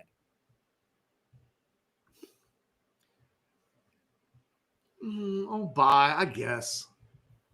Okay. I mean, it's not an enthusiastic buy. Only because only because I don't feel comfortable giving the grades. Not because I think an A is too high or too low, only because all I can do is give Sark the benefit of the doubt. And it's almost pass fail for me instead of A, B, C, D, F. I guess no E, but you know what I mean? So I'll go A because I think Chad Scott's a really good hire. But in general, I'm a little hesitant. It's starting to feel a little bit like giving draft grades after the draft. Yeah. Okay. That's fair. All right, Catch. Buy or sell number 2. You watch the final of the Four Nations hockey event, and you will watch next time, no doubt. Sell. I wanted to, and I saw pieces of it. I saw most of the first period, but then I didn't. And then I knew it was 3-3. I missed the tying goal. And then I knew it was 3-3 with about 8 minutes to go in the third period. 2-2. Was it 2-2? Okay. 2-2. I knew it was tied in the middle of the third period. Right. And I know that Canada had the lead. I know that U.S. tied it, but I missed the end. And so I can't in good faith say that I watched the final or that I'll watch again. I think I will, and I think I would, but I have to be realistic that last night happened and I wanted to and I didn't. Catch, every once in a while I'm watching a sporting event, not live, and I forget that my phone will give me notifications. So sometimes my phone ruins everything for me. It's 2-2, like going to that intermission, and my phone went boom, and it's kind of a similar sound to if you had messaged me. So I figured, well, let me just see what that is. And I see just 2 words, and it's the name. It's Connor McDavid. That's all I saw. I knew what it meant, and I just went full old man. I was just sitting there on my camera, damn phone. And it was terrible. Yeah, it was terrible. It was That's your fault. It was my fault. Totally my fault. I was an idiot, and it ruined it for me. And it was. Hey, can I tell you real quick? Because I'm proud of you because you know it's your fault. Like you vented. Yep. But at the end of the day, you're not blaming anybody else as much as you're trust angry. Me. I was mad at me. I was mad at me only. The phone didn't do anything wrong. Phone did its job. I was the idiot that looked at it. So can I tell you what happened the other day? Sure. I slipped off of the 4th stair on our staircase because I stepped on my son's underwear, which he left on the staircase. And as I slipped, feet went up into the air. It was like full on out of a movie. Oh, damn. Like Home Alone movie. You were going down or up? Down, but my feet went up. Oh, geez. Okay, gotcha. And so I fell forward. I did not land on the stairs. I landed on the tiles, banged my head on the ground, landed on my shoulder right here, which made sleeping 2 nights ago really hard because even with medication, I was in pain. But so when it happens, like Hendricks saw me fall, and I had warned him earlier in the night, pick your stuff up off the staircase. Someone's eventually going to slip and fall. Oh, you literally said that out loud? Mm-hmm. Ooh. So I think he thought I might have been dead. I mean, I fell. Okay. Like this was Home Alone, Joe Pesci. Yeah. Alistair messed him up kind of thing. You everything but getting hit by a paint can. The only thing missing was a swinging paint can. Yes. Dang. So he comes downstairs and I'm in pain. And I get to a point where I'm like, Hendricks, whose responsibility is this? And he was like, mine. And I was like, why is it your responsibility? Because I left my underwear on the steps and you slipped on them, and it is my responsibility to pick up my things. And I was like, why is it your responsibility to pick up your things? Because they're my things and nobody else is responsible for my things except for myself. And I was like, Hendricks, you're not even in trouble. You're not even in trouble. You've learned, when the moment called for it, yes, I slipped on his underwear, but then he knew the lessons will mean that hopefully I never slip on a pair of his underwear again because he learned a lesson. And it was really important for me as a dad that the accountability thing sunk in. I'm a happy dad today. Your children Shoulder hurts. Remind me, your kids are 11? 10, turn 11 next month. 10, about to turn 11. I love the fact that there's something in a 10-year-old boy's world that could just result on the stairs. Huh? Just on the stairs. How did now I'm assuming, are we talking clean underwear or worn underwear? I don't even know. Because that really is a weird distinction to me. I think they were clean. Because my kid will piss me off because she leaves the clean clothes. Her room is upstairs and the clothes get washed downstairs. And I'm always on her about, hey, pick these clothes up, take them upstairs. Like your grandparents are going to come visit. Like we can't be walking around your clothes. But if they'd been worn underwear, that's another level of like, hey man, life just happened. I did not see foot stains. So I can't confirm, but I can tell you I didn't see. You didn't see. Okay. All right. There you go. But that's a whole nother world. But I'm glad he understands that responsibility, because that's a horrible thing to watch someone get physically hurt and it's because of you. I mean, obviously there's a worse version. You could have been more seriously hurt, but dude, I can't imagine having you as my father and watching you go down. Because it really was like a cartoon, because I slipped and like my feet just completely came out from underneath me. So I'm going down the steps and then the feet go up, and I was going at least at enough of a pace where my back and my head didn't hit the steps.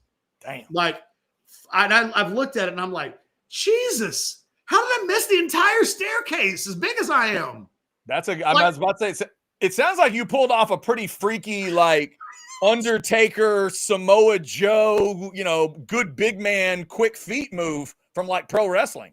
I don't know, man. I straight out of like the Rock and Roll Express. Somehow I got off the top rope all the way down, like didn't hurt. It doesn't completely make sense. I banged my head really hard. Oh, that sounds bad. But it was my shoulder that I landed on, and it sucks because the other shoulder hurts already. So I sleep on this shoulder because this shoulder already hurts. And now I'm just walking around all decrepit and double shoulders in pain. Man, kids, parents, everybody, please get the clothes off of the stairs. It will help. It will help. Should everybody. I go see if there's currently underwear on the stairs? Like a live check-in? I don't know. Like 2 days later. I don't know. Would you like? Do you feel that's necessary? That's why I'm asking you. If I thought it was necessary, I would have just done it. Are you in an empty house, or is there somebody there now? Well, I had to get up and open the door, and it's like 5 seconds. Okay, you can. Does it warrant 5 seconds? I think I tell you what. Let's finish up your buy or sell, and as we're transitioning, I forgot we were doing buy or sell. Yeah, go ahead. We can do that. Started with the 4 Nations question. That started somehow with 4 Nations. I don't even know how that happened. That was weird. That's a weird transition. All right, Catch. Buy or sell number 3. Zach Martin retiring makes you proud, mad, and sad as a Cowboys fan. Sell. Completely indifferent. I have never cared about a great Cowboys player less than I care about Zach Martin. If we could go back. What happiness did Zach Martin being a Dallas Cowboy bring me in my life? If we could go back in the DeLorean, would you just tell Jerry to take Johnny and whatever? Like, it doesn't matter. It does not matter. They could have taken Johnny or Zach. They win the same amount of championships. They go to the conference championship the same amount of times. They go to the Super Bowl the same amount of times. We get told by Stephen Jones that it's a little air quotes. We get air quotes. Air quotes, yeah. About perceived dry spell. Droughts. Sorry, but perceived. Drought. Because apparently Stephen lives in a world where something's got to be 300 years until it's a drought. Right. And he is right. It is a perceived drought, but we're all perceiving it with our eyes and math. And that's usually helpful when you're perceiving. All right, Catch. Buy or sell number 4, birthday time. Jennifer Love Hewitt and Sophie Turner share a birthday. Prime on prime. Jennifer Love Hewitt is hotter than Sophie Turner. Buy. No. What? Sell, Sophie. He's going Sansa Stark. It's prime on prime. So I'm taking the very best of Sophie, where I do think Jennifer could be having a longer prime. Okay.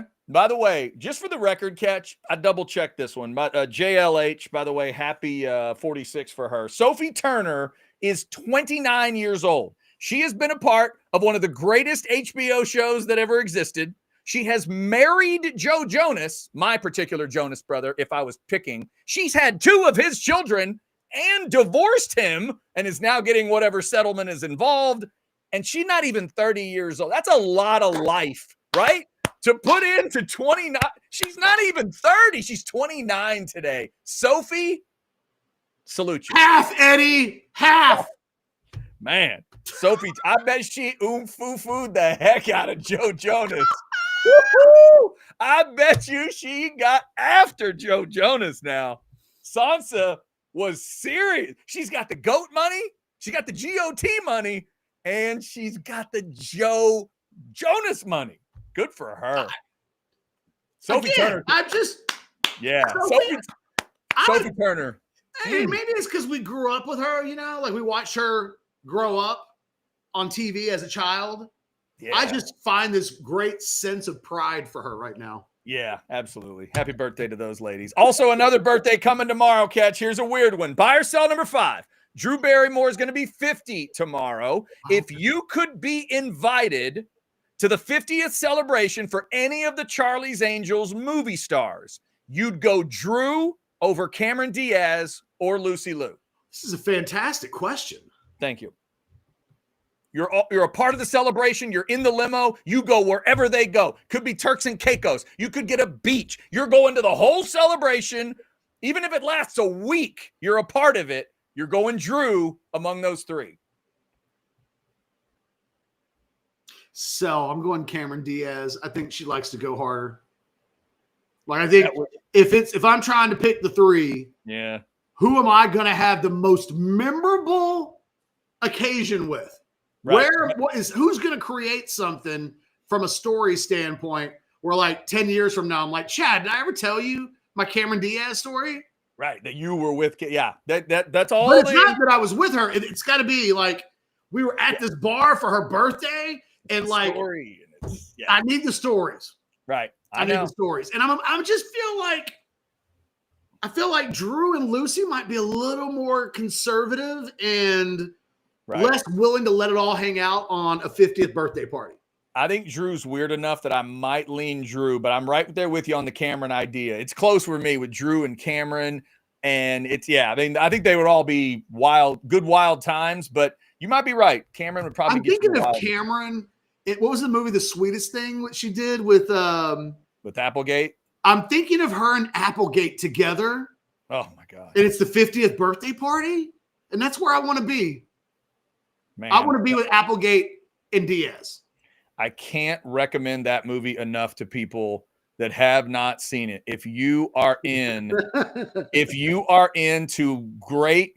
into like well-written, dirty, sexy movies, The Sweetest Thing is one of the greatest, and it was horribly promoted. Horribly. I saw the preview in the theater and didn't want to go see it because of how bad the preview was. Is that your favorite Cameron Diaz movie? Top of my head, it might be. Because I think it's got to be the Applegate, right? I mean, it's like the comeback movie for her. Like, God, they're both just excellent in that. Applegate movie. In that movie is like, why did we even ever stop loving Christina Applegate?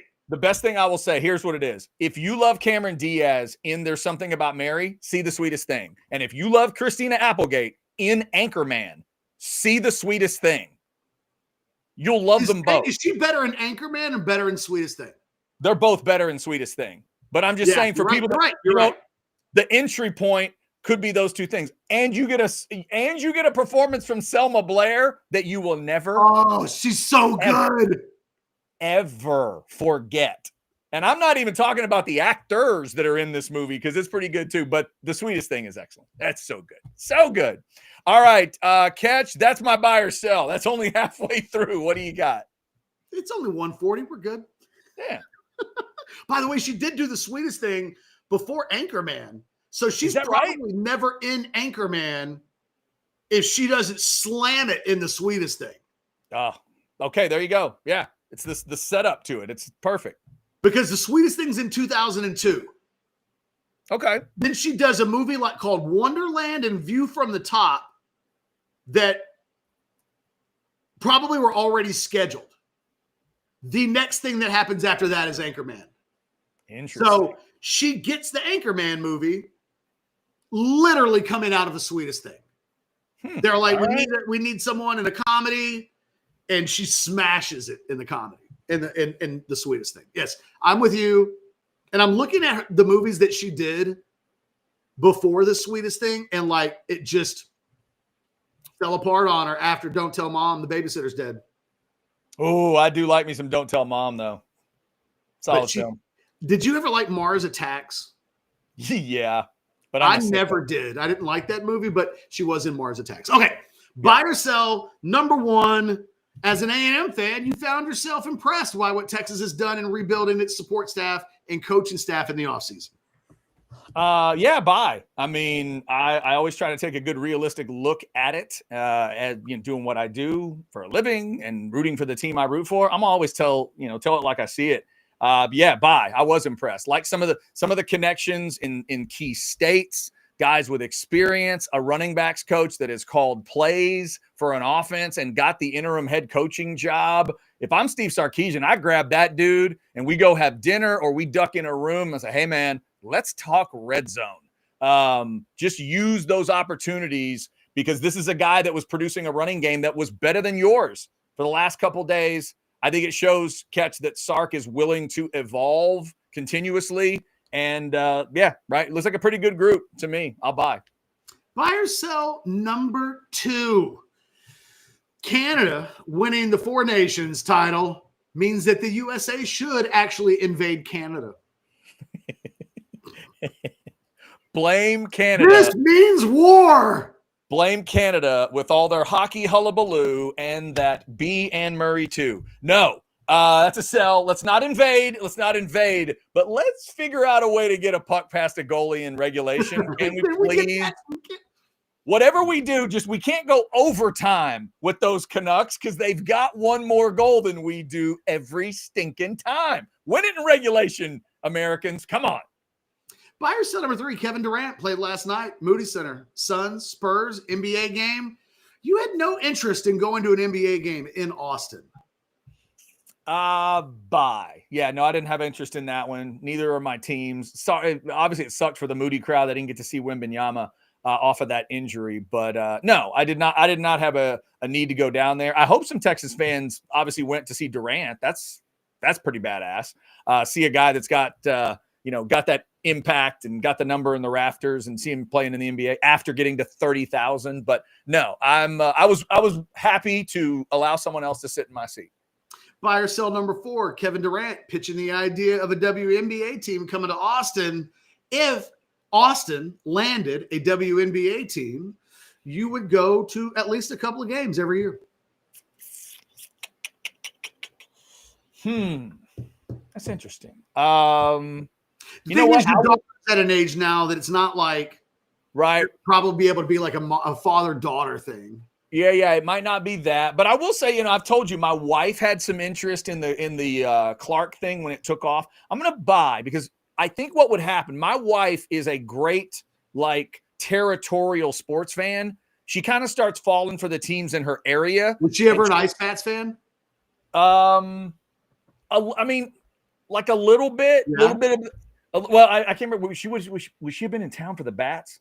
She might have just missed them, but a little bit. And then Texas Stars, but the Longhorns, she'll pull for the Longhorns in pretty much every situation. So if Austin gets a WNBA team after the Caitlin Clark reaction, yeah, I think maybe a couple games a year she'd want to go. So I'll buy. And finally, buy or sell, number five. It's a game of prime on prime, hotter than all right, the Sweetest Thing variety. But I'm not doing the thing that you think I'm going to do. Okay. If I go prime on prime and Cameron Diaz is in the equation, then we're talking about The Mask. Mm-hmm. And she's arguably the sexiest woman that ever lived in The Mask. She's damn fine in that movie. So prime on prime, Sweetest Thing variety. Mm-hmm. Christina Applegate, hotter than Selma Blair. That's definitely a buy for me. Love them both. Married with children, Christina Applegate. I'm a Christina Applegate guy. So if you had said Applegate and Diaz in The Sweetest Thing, I'd go Still would have Applegate. gone Applegate.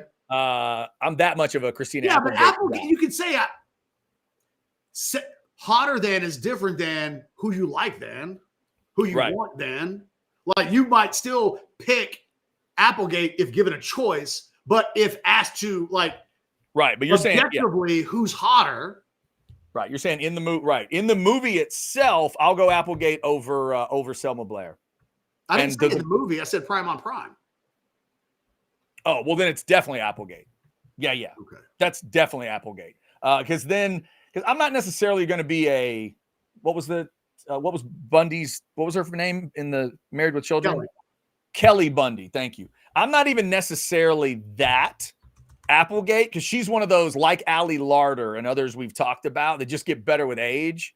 So I'm not necessarily going to go to that spot. There's all kinds of Christina Applegates that I love. So whatever the prime is, I will take that over Selma Blair. Absolutely. I agree. I'm with you. I just was asking. Awesome. That's how we do buy or sell under the 2-hour mark. Yeah. All right, here we go. Oh, wow. This is a test from Barb's 10 of your Cameron Diaz love. Prime on prime, Elizabeth Hurley or Cameron Diaz? All right, hold on. Barb's. Cameron Diaz. Come on. The Mask. Just let me look. All right, go ahead. Go ahead. Take a look. Come on. It's Elizabeth Hurley. But yeah, I was gonna say. Look. I think Cameron Diaz knows the answer to that question. I mean, come on.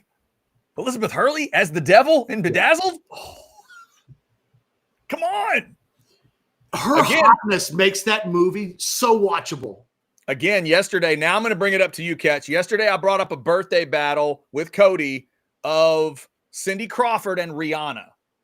They share a birthday, and I gave him not even close. I gave him prime on prime. Rihanna is hotter than Cindy Crawford. What do you do? It's a sell. Rihanna's not within 1,000-foot pole as hot as one of the sexiest women that's ever lived, and was a legitimate supermodel. As sexy as Rihanna is, if Rihanna wasn't a pop star, she's not a supermodel in her new free time.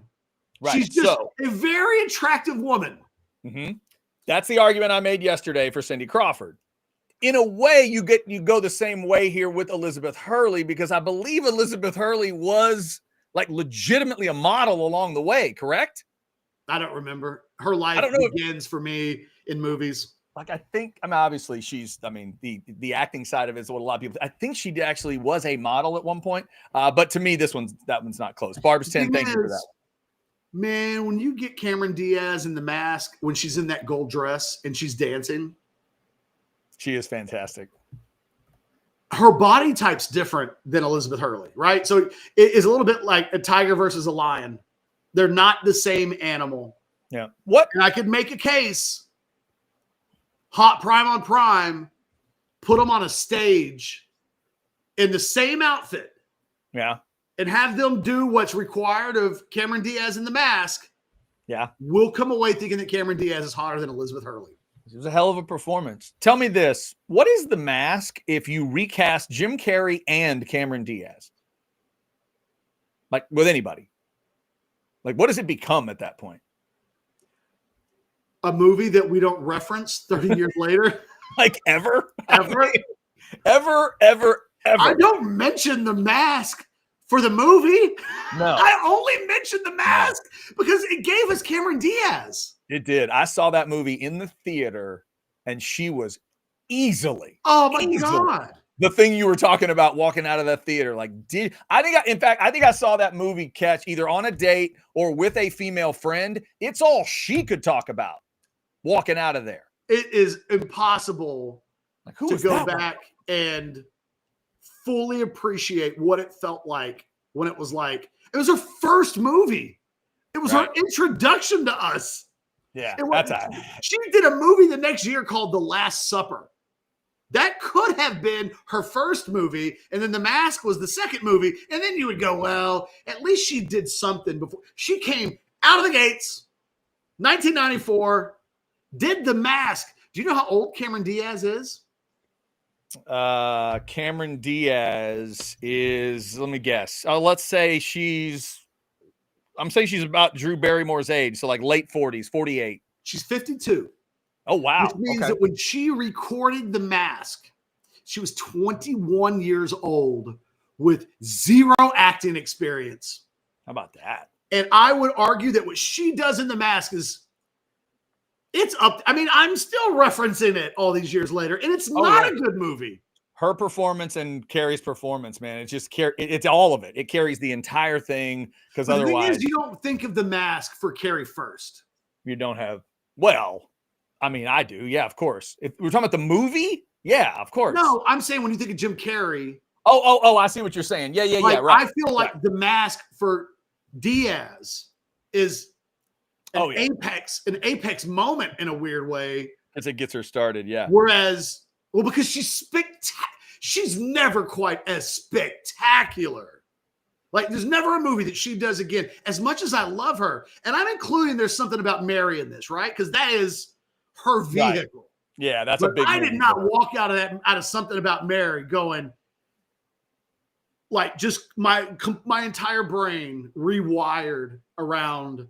I got to figure out who that is. I'm obsessed. Like, It was just. So here's another Cameron Diaz for you, as long as we're on the topic. And maybe people can add it to their Christmas list if they don't have it. Have you ever seen The Holiday? Yeah, oh yeah. So my wife is hooked on this movie, and I hadn't watched it a couple years ago. I can't remember how long it's been. She let me watch it, and there's a lot of things I love about the movie. Kate Winslet is excellent. It's a Jack Black movie I like, and I'm not the biggest Jack fan in the world, but he's really good in it. Jude Law is great. But my argument in this movie is somebody realized that at that moment in her life, Cameron Diaz just looked amazing in white. And they put her in white over and over and over again in this movie, and it never misses. She's so beautiful in that movie to me. In every scene she's in, The Mask is always the top of the mountain. You're absolutely right, but she looks incredible in The Holiday. So there you go. Cameron Diaz fans, if you haven't seen The Holiday or The Sweetest Thing, we're just giving you movies to go check out today. We did have a couple super chats we needed to get to, and there's a hotter than. So $5, Matt, hotter than Winter Olympics edition. Lauren Berzowski, hotter than Lindsey Vonn. Matt, I have Googled that first name. Come on.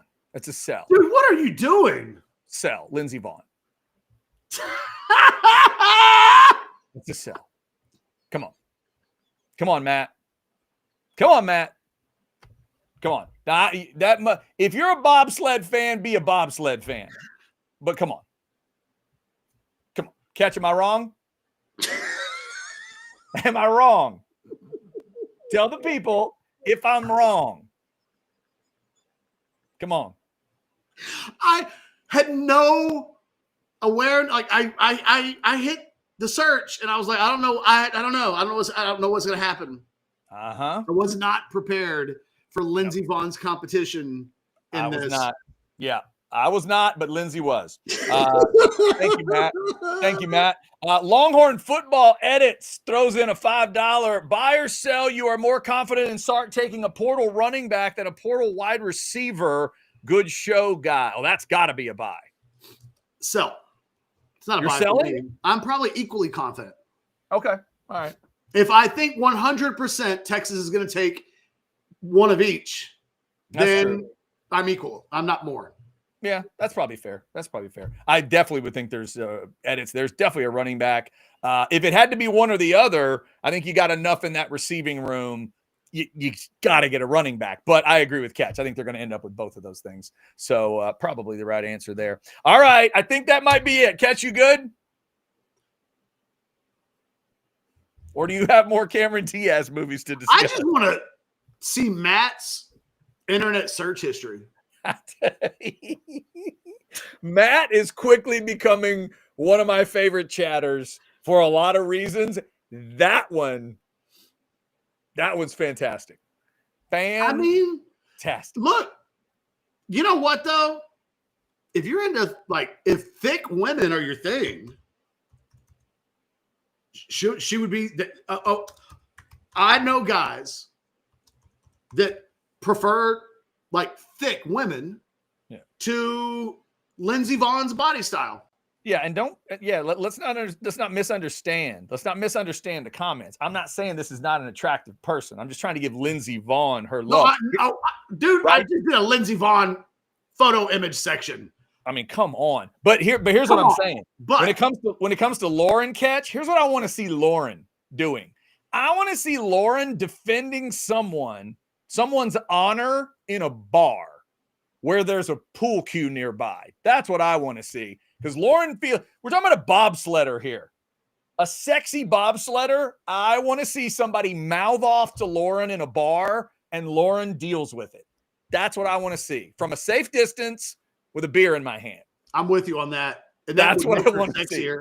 Right? Ask me that question after that happens, and my answer might change for 5 minutes. Yeah. That's true. Because then you and I'd be like, well, Lindsey Vaughn can't do that. Bye, Matt. It's a bye. Maybe Matt's seen her bobsled, and there is something a little special. Does she have an OnlyFans page, Matt? Like, what do we need to do to fully appreciate? She's got an Only Sled account with a bobsled. Oh, that's fantastic. I love it. Thank you, Matt. Very good stuff. And shout out. Now let's go home. It's the weekend. Shout out to Lauren and the USA team as well. All right.